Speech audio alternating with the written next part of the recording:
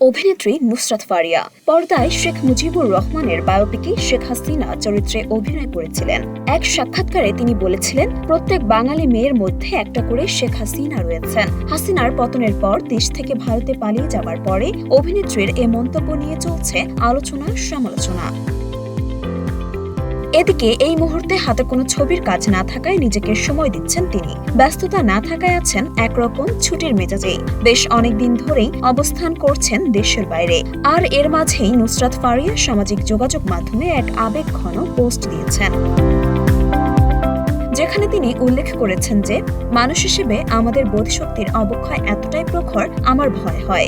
এই অভিনেত্রীর ভাষ্য, দিন দিন ভালো মন্দ বিবেচনার শক্তি হারিয়ে যাচ্ছে। প্রতিনিয়ত যা দেখছেন তা কতটুকু সত্য আর মিথ্যা এটা বোঝার ক্ষমতা হারিয়ে ফেলবেন না। পোস্টের শেষে মানুষ হিসেবে পর্যবেক্ষণ করার ক্ষমতাকে ফিরিয়ে আনার চেষ্টা করে উল্লেখ করে লিখেছেন, মস্তিষ্কটাকে সিন্ধুকে বন্ধ করে শুধু চোখ দিয়ে উপভোগ না করে মানুষ হিসেবে পর্যবেক্ষণ করার ক্ষমতাকে ফিরিয়ে আনার চেষ্টা করি আমরা। খুব কঠিন হবে না আশা করি।